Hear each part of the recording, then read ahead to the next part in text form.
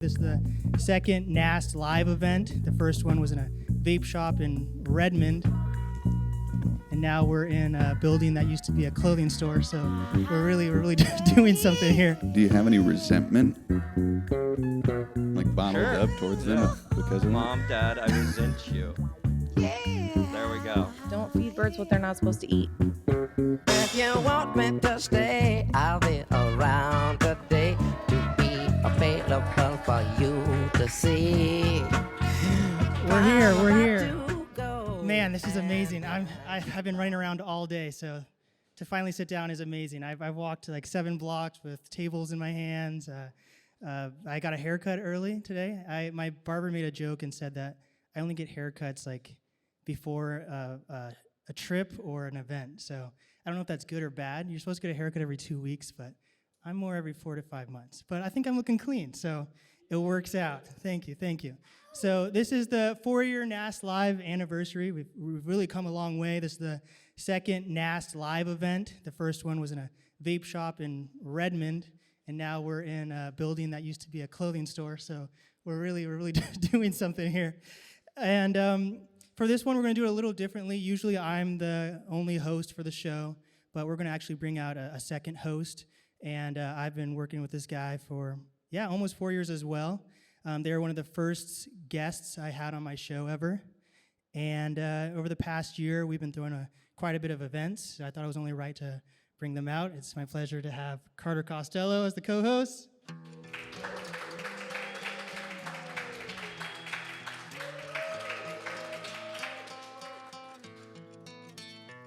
Hello, everybody.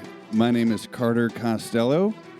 I do the Homegrown in the Basement events that are kind of in a weird middle ground right now because we got a letter in the mail about land use warning. So this is what we get to do to make up for that and like do stuff where we can, while we can. Yes, thank you, Seattle Restored, for partnering with me and letting us use this space. And shout out Mackie as well for powering this event. I know we have a Mackie representative in the back. Hey, there we go. Super exciting stuff. So Carter and I've been taking Carter to comedy shows lately. My favorite comedy show is the Secret Show is it Ballard? Fremont. Yeah. For whatever reason, I get Ballard and Fremont mixed up all the time. The Midnight They're both in Secret Show. North Seattle, right? Yeah. Yeah, so North Seattle area, Secret Show once a month at 12 a.m. And I took Carter to a show about like a month ago, and we were really looking for one of the guests for the NAST Live. And who would have thought that we found them at the comedy show? He walked up in what is it called, a jumpsuit? Yeah, In a jumpsuit? This orange rusty jumpsuit. Yes, and beautiful long locks of hair. And they brought on a vocal pedal also. I had never seen someone perform with a vocal pedal on stage. So sick. And me and Carter looked like, it was like we looked at each other and we just knew that we had to have him on. So it's our pleasure to bring on Timmy Booth.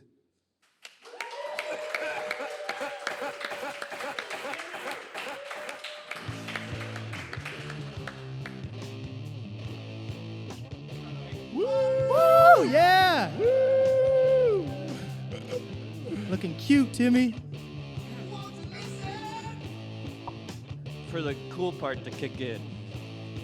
You're the cool part. You kicked it in, all right. I did. Hello. Yes. Thanks for having me. Hi, Timmy. Of course. Hi.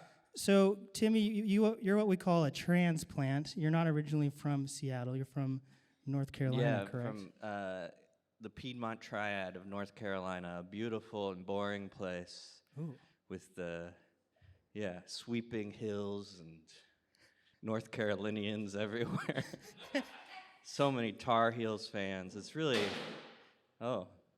chair down in the back. For our viewers at home, a chair just fell, so this place is haunted. That's what's happening. It's a haunted clothing store. Have you heard of that before? Yeah, I mean, all my clothes are from Ghost. This is a Ghost outfit right here. Fair enough. So you grew up in North Carolina, and you somehow ended up being in entertainment. And was that something that you thought you were going to do when you were growing up? I always liked to write, and so I like writing funny things, and I guess that can be entertaining. So I started saying the things I wrote on stage, and Okay. because I didn't trust anyone else to say them right. So it was a formative experience. I wrote like a satire in my senior year of high school, and there was this girl I had a crush on in there, and I wrote this. It was my first opportunity to write something funny, and I was just like running with it. I was like, this is awesome. And then I was like too nervous to read it, and so I gave it to my friend, and he like botched it, and I was just like, never again. Ah. Mhm. So it was like a love letter type thing. No, it was about what if instead of drugs being illegal, bananas were illegal. And how would that work? Why would the bananas be illegal? I don't know.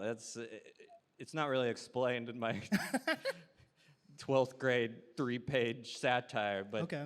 yeah, just imagine that. What if bananas were illegal? That was my big thought, my first comedic thing I wrote. Fair enough. So with that, you went to high school and then you went to college. You didn't go to college for entertainment, though. What did you go to college for? Oh, I went to school for film Okay. and marketing because my parents were like, you can't get a job in film, you got to do something else Got too. it. So I like double majored. What brought you into like being interested in film?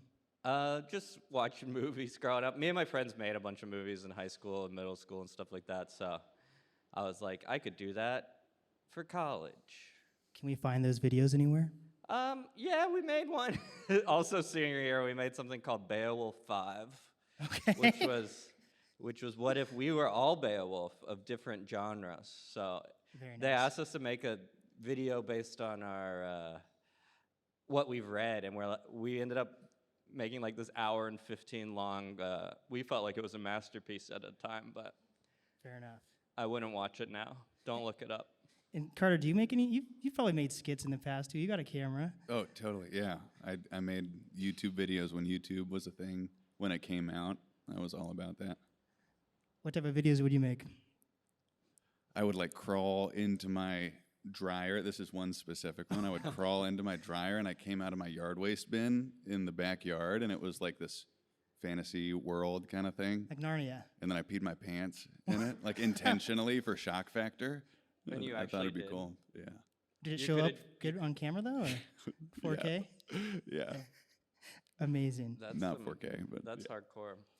So yeah, I actually had no idea that you were into entertainment growing up as well. Like, was your family like, they helped push that a little bit, but you also said No, they weren't into you doing film. They definitely pushed me away from it. Like, yeah, they're like, you can't just survive on film or writing or anything. Do you have any resentment, like bottled Sure, up towards them yeah. because of Mom, Dad, I resent you. There we go. that?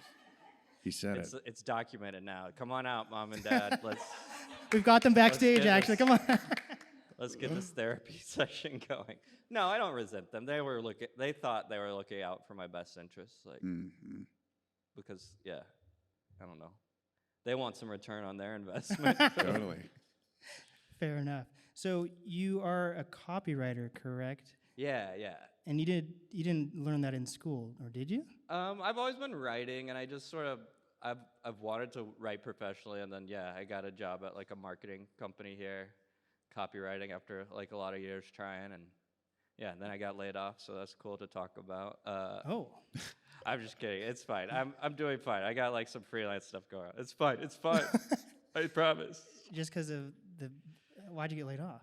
Just Oh, because of the market, or what? Yeah, they laid off like 10% of the company. Oh, is it because of like AI, or what's going on with this? No, I think it was like Microsoft laid a bunch of people off. This is really fun topic, but they laid a bunch of people off, and so we work a lot with Microsoft, so we had to, like I'm still part of that company. They'll hire me back any day now. I know. They told me they would. No, so yeah, there just wasn't enough work, but yeah. Wait, so what do you do as a copywriter though? You write copy. I know it's shocking, but no, a lot of stuff is like a client will come to you like, hey, we want to push this social ad or some sort of marketing thing. You basically write marketing material. Like it could be a commercial or a print ad or some clickbait. Oh, like those memes? Yeah, Okay. So you're a scam artist. yeah, basically. Nice. With words only. Oh, here's scamming people. No. I did work at eBaum's World for a little bit. That That's was amazing. an intermediate thing. So that's a lot. That's basically purely writing clickbait every day. So, How'd you get hired there? oh, they just they'll hire anyone really. They have high turnover. I'm just talking all sorts of shit. Like, anyway, all my former employees, I love you. Thank you for. Employees or employers? Oh, well, yeah. I've never had an employee, but if I did, I would love them. I hired a guy on Fiverr to write a theme song one time, and Oh, I that love counts. him. Yeah. Totally counts. why didn't we use that? Was it for a It was for a business? It wasn't like your own personal theme song. no. It was for a. I did a talk show at the Crocodile when it reopened. Oh, the called Hereafter? Yeah, called the Croco Talk Show. How did that go? It was fun for 1 or 2 weeks, and then people didn't really show up. So thanks for bringing that up too. This is great. Your story is very inspiring, and I'm learning a lot. No, it was cool. The first one we had that band Balcony Bridge. They're like local. I saw them playing in a park, much like you found me, just barely scraping by. And I was like, "Come on, guys!" And then they brought like 70 people, and then every Hey. other show, like no one showed up. So Ah, they're great though. Check them out, Balcony Bridge. I don't resent you. I've been on a few balconies and bridges, but I've never heard of them. Okay. What type of music do they make? Just like classic rock sound. Okay. So as a copywriter, have you learned how to like promote your own material through that or no? Yeah, a little bit. Like, yeah, I'm starting a show up with my friend called. It's gonna be called Wacronyms. It's also at the Crocodile. They didn't completely fire me. I'm back. So we're coming up with marketing material for that. So yeah, it's useful. Fucking awesome. So you went to college and then you discovered comedy through like an open mic or something, right? Or was it a competition? Yeah, there was a competition at my college, and I went freshman year, and I was like, these people aren't that funny. Like, I think I could do better. And then I came back the next year and won, and the $125 grand prize. I was like, this is the most money I've ever made And what'd you spend it from on? not a grocery store. I can't remember. I probably saved it. I hardly spent money in college. I was like terrified. Really? Yeah. Not through like beer or going out and No. about? Are you a cop? Maybe. We've got it all on camera, so Oh, you yeah. shitting on your past employers, buying underage beer, we're good. Did you guys ever get paid for something? You're like, I can't believe I'm getting paid for this. Oh. Totally. Yeah, all the time. What is like the weirdest thing you've been Dude, what is the weirdest I thing was you've been paid? working at QFC Okay. in the deli, and there was a baker. They were like right next to each other. And the baker, I just turned 18, and I was all hyped up on myself. Yeah. And he asked me if I would help him with his school project, like his college project.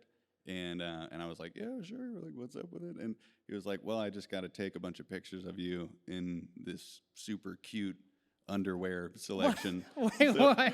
So, and I was like, okay, yeah, like, I'm going to try this out, you know, because I was just cocky, you know. I was like, Are you okay? dude, I don't know. It was, and I got paid like $200, and this guy's just staring at my junk, and he's like, There "Can I was no touch it?" college project, was there? I know, Was there? probably not. Yeah, probably never happened.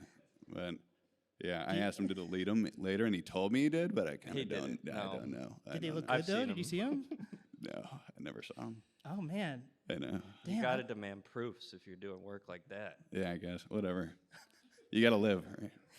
And you're also a production assistant, correct? That was So after college, that's what I was doing mainly, working in film. Take that, parents. There we go. Yeah, I went to Charleston, South Carolina, and worked on the show called Army Wives, which was it's not like a reality show because those came later. This was like Desperate Housewives, but for the army. And I heard you didn't think the show was that good though. Whoa, this is you're really trying to get me in trouble. No, it's fine. It's not a show I would watch. Fair enough. That's interesting though. But it Army was like, Wives. it was like a family. It was awesome. Everyone was super cool. Cool. And what happened with that? Like that ended and then Yeah, and then I just jumped, because when you're in film, you're like a freelancer basically. Like you work for that project and then you go on unemployment. Like Yeah. I'd show up at the unemployment office and it'd be all film people. I'm like, this doesn't seem right. Anyway, but then you get hired onto the next one. And so I was bouncing around film stuff before I moved here. what do you think about like the writer strikes going on then? Yeah, I hope they win.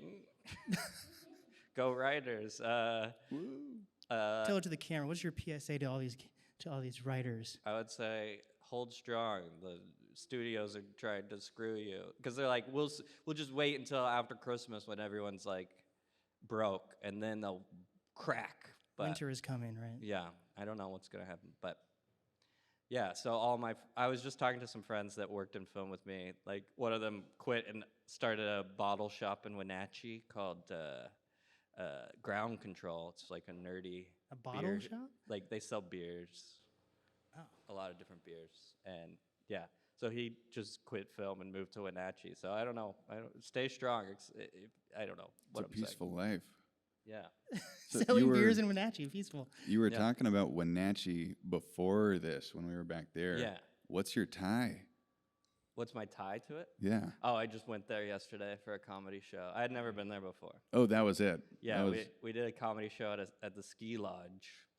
Got you. Is And this a real skiing? Yeah, Mission Ridge. I gotta check it out, but yeah, they gave us like steak, dinner, and a hotel, so it was pretty sick. That's how they paid you, just with a Yeah. steak? And then I left my loop pedal up there, the thing I use a lot, and so I'm like, I don't know if I'm gonna have to make a very embarrassing 6-hour drive or try to work it out to get my loop pedal back. Right. Bring her home.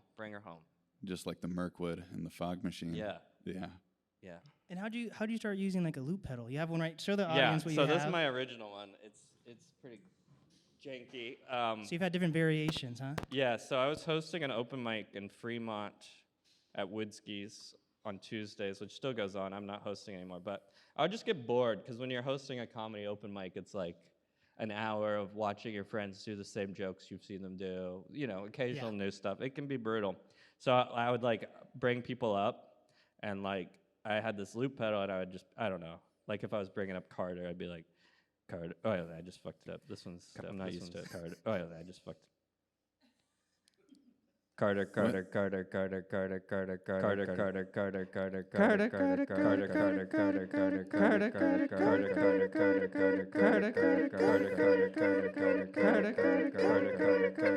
Welcome to the stage.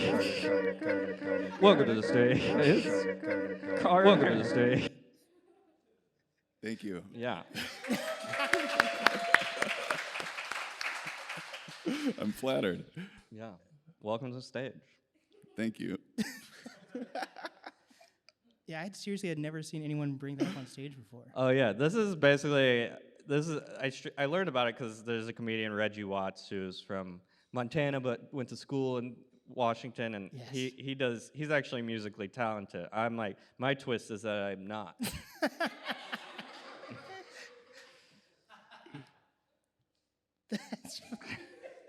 So you're kind of a spokesperson for like the underdog in a sense. Yeah. Like you don't need any skill to do this. No. You're claiming. How often do you use this? Like, do you practice at home for like hours a day? No, I need to practice more, but so I've written like jokes that go along with it more than like Reggie Watts will like improvise a song, and I have jokes that end in looping or go like I don't know. But I don't know. I was thinking about it. I did mushrooms for the first time on my birthday. Are you a cop? Happy birthday. They're not even illegal anymore. I know. On my 34th birthday, I had to wait till they legalized. Follower. But I was thinking about my comedy. I was like, I kind of do like music education almost, because I do this joke about like my wife's vibrator, and then I start. I'm like, and then I like pass it around to the crowd so they can add to it. Oh, we saw that one. Yeah, and I've been like, I was on mushrooms thinking about it. I'm like, that old lady that was in the front row in Portland, like she would never have gotten to use a loop pedal before. It's like, Wow. I'm bringing music to the people, even if it's bad. That was my big thought of my trip. Yeah, it's an opportunity. I was like, I'm an to do something new. educator. I think it's cool. Thank you. Yeah, what did you say when we went to the show? You gave Carter a word. Carter, what did you say? Sasquatch. And you said that was the first time anybody had ever said Sasquatch Into the your vibrator bit? Yeah, I would Yeah. think so. I don't thought th- it was cool. Last I was- last night in Wenatchee, someone said Trump 2024. I was like, no, I'm jumping off the ski resort. It was chaotic. It was weird. So you saw someone use this before, and then that's how you got inspired, or Yeah, and just boredom at that open mic, and Yeah. yeah, I was like, I don't know, why don't I try different stuff? Yeah. And you ever played any other instruments before? I played piano very badly. Okay. And trombone very badly. I played trombone so badly in middle school, I was like gonna quit. And like percussion was this big, like you had to audition to be in percussion because everyone wanted to. This is Yeah, embarrassing. the drums. Part of why I resent my mom. No, not really. Sorry, mom. But I was so bad at trombone, I was gonna quit. And then like I knew I couldn't make the audition. And I was like, I telling my mom about it, and she just showed up one day, like, with me after school, and we talked to the music teacher, and she was like, Timmy's gonna quit unless he can do percussion. And she, like, bullied my way into percussion, so And how long that's did how you do, bad I was. How long did you do that for? Just like 7th and 8th grade. Okay. I mostly played the xylophone, because I had some experience with things that look like pianos, I guess. Yeah, fair enough. Is that percussion in? Yeah, because you percuss it, yeah. Wow. I always think of percussion as just drums. I didn't know. What Yeah, about like a the- tambourine or something? That's a drum or no? Yeah, that'd be that's percussion. Right? Yeah. You're percussing the tambourine. Yeah. Fair enough. I played clarinet and then bass clarinet, which is similar to like a saxophone. And I remember I was renting it from my high school band, right? And during the middle of class, it fell over, and while attached, it like split in half. And I didn't tell like the band director, and like there was like maybe like 30 to 40 people in the band class. And every couple of weeks or so, the band director would go by and listen to everyone play. And she came up to me, and I knew I'd been squeaking because it was broken. And I tried to fix it with like electrical tape, which I don't know if there's a better tape, but that's what I used. And Clarinet tape. You gotta get that bass clarinet tape. It costs $3,000. It's Yeah. very specific. So she comes up to me and she's like, "You're squeaking, Blake. Can I see your bass clarinet?" And she picks it up and it falls apart in her hands. And then that was the first big bill I ever had to pay. And it was like $700 to repair that. So You'd have to take a lot of underwear pics. yeah, I should have. And I never played bass clarinet again, and that was that. And then when I graduated high school, I burned my clarinet to break my bonds from band. Wow. Yeah, it was a plastic clarinet, so it was a very gross fire. It was very dark and This was a $700 plastic clarinet. no, the bass clarinet. And I got demoted, Oh, I see. so I went from like, I don't know, like Is that how 100 instruments work? Like cello, like the bigger you get, the better you are. like the higher pitch you are, the worse you are. I mean, like Yeah. piccolo, those are the worst. Yes. I was watching my final like band performance in high school the other day, and I didn't realize how bad I sounded. So like when in school do they stop telling you whether you're good or not? Like when in like elementary school, like everyone's playing like the recorder, and you have like your live performance to like the school, and you know that they sound terrible. You can watch that on like YouTube, like Yeah. recorder recitals. So Do you do that? yeah, You yeah. Google recorder recitals. You're like, let's settle in. Let's watch some recorder recitals. Yes, it's so funny. Like when kids like drop like a drum during a Oh, a yeah, performance or something, it's the most funniest shit ever. because you remember dropping that clarinet. You're Yeah. like, got him. I will forever remember that. So, anyways, you're back on track. You were in you went to school in North Carolina. Yeah, I So went to UNC Wilmington. Cool. On the coast. So you stayed in North Carolina like your entire life, and then you ended up moving to Seattle because of orcas. Yes. My wife is a marine scientist, and I just wanted to move out of North Carolina to like some sort of city. And so we were like, what cities have whales? And so Seattle was it. She had an internship like in the Friday Harbor and stuff. Okay. And you ever seen like an orca like eat someone? You ever watch those videos? No, I didn't know there were videos of that. I mean, Yeah, the it's- SeaWorld thing, but Oh, yeah. It's pretty brutal. I wouldn't recommend looking it she up. sees unless- them like, she works on the San Juan Clipper, like doing whale watching. She'll see them like toss seals in the air. Like for fun. Yes, I just saw that Crazy. for the first time. They like drop kick seals. Yeah, and now that I have this is my job to do early. Now that we've set it up, I can finally talk dirty to my wife in a language she understands. You know, like.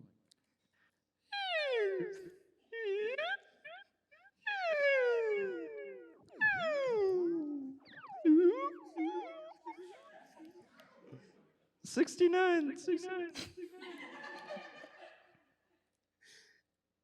So there was that. So Came around. what does 69 mean in whale? I don't know if whales can 69. That's a good question. Well, I just Question figured for because the the wife. rest was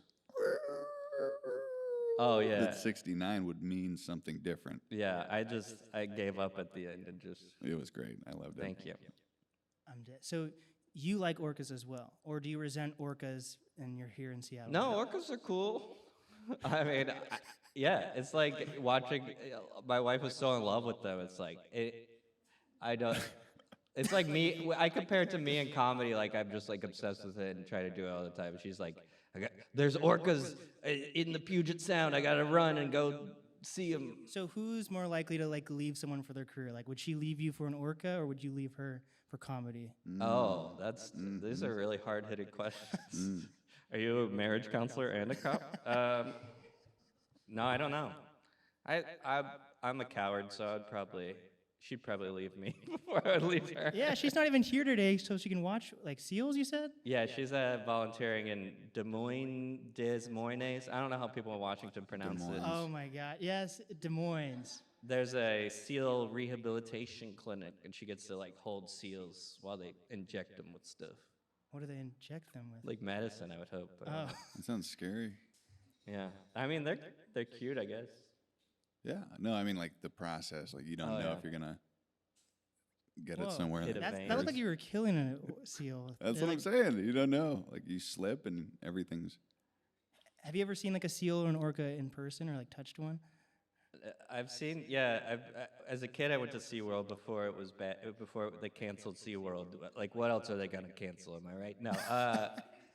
No. I went to SeaWorld as a kid, and then I've also been on her boat and seen them like out in the wild. It's pretty crazy.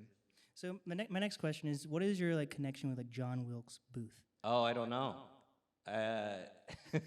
My uncle was like researching our genealogy, and I don't know. I had never really talked to him about it, but then he like died of a heart attack. So I guess we'll never know. You know, lost. He learned too much. Yeah, I don't know. Yeah, I mean, growing up, I would always say he was like my great uncle, just because I didn't know. Like how old he was. Yeah, that's true. Yeah, I didn't know how many greats to throw in there, but. Okay. But Booth, yeah, there's a pretty common name in the mountains of North Carolina. Like, that's the only place I've ever really seen other Booths.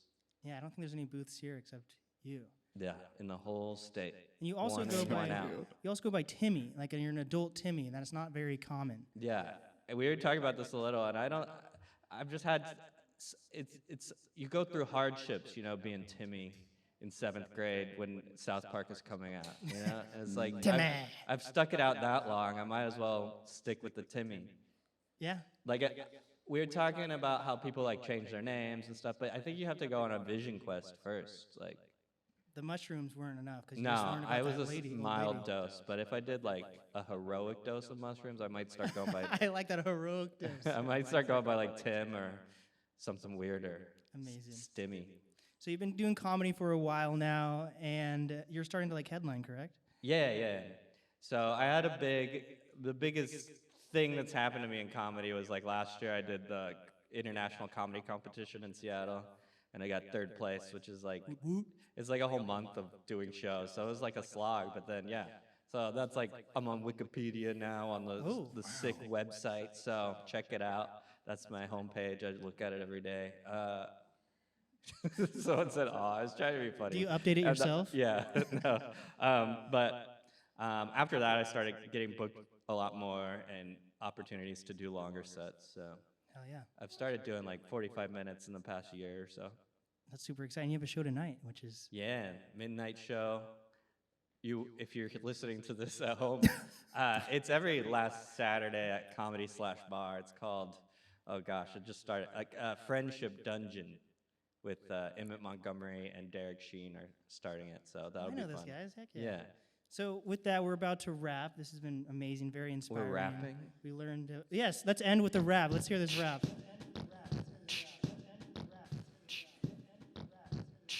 Timmy on the beat.